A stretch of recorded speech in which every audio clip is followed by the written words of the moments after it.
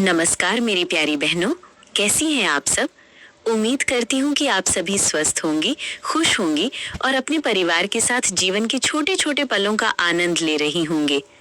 आज मैं आपसे कोई ऐसी बात नहीं करने वाली कि अगर जिंदगी बदलनी है तो सुबह 4 बजे उठो, दिन में 100 काम करो, कभी मत थको और हर समय खुद को व्यस्त रखो।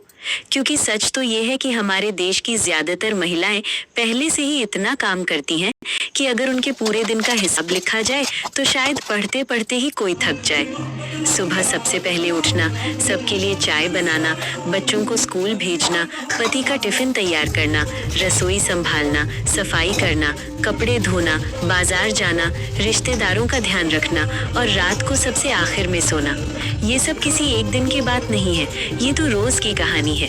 फिर भी दिन के अंत में जब हम बिस्तर पर लेटते हैं तो मन में एक सवाल जरूर आता है, मैं इतना सब करती हूँ फिर भी मुझे सुकून क्यों नहीं मिलता। बहनों, कुछ साल पहले मैं भी बिल्कुल ऐसी ही थी। मुझे लगता था कि अगर घर का हर कोना चमक रहा है, अगर हर चीज अपनी जगह पर है, अगर कोई मेरी तारीफ कर दे कि वाह कितना साफ घर है, तो यही मेरी सबसे बड़ी सफलता है। लेकिन धीरे धीरे मुझे महसूस हुआ कि मैं घर को तो संभाल रही हूँ पर खुद को खोती जा रही हूँ। एक दिन मेरी बेटी मेरे पास आई, उसके हाथ में एक छोटी सी कहानी की किताब थी। उसने मुस्कुराकर कहा, मम्मी आज आप मुझे ये कहानी पढ़कर सुनाओ ना। मैंने बिना उसकी तरफ देखे कहा, बेटा अभी नहीं, पहले ये काम खत्म कर लो। कुछ देर बाद वो फिर आई, मैंने फिर वही जवाब दिया।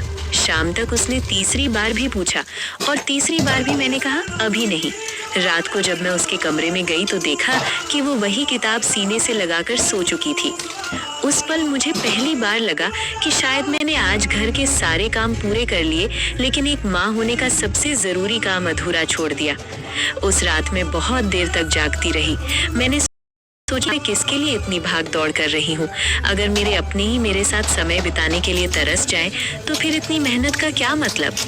अगली सुबह मैंने कोई बड़ा बदलाव नहीं किया, मैंने सिर्फ एक छोटा सा फैसला लिया। मैंने तय किया कि हर दिन अपने लिए और अपने परिवार के लिए कम से कम आधा घंटा ऐसा होगा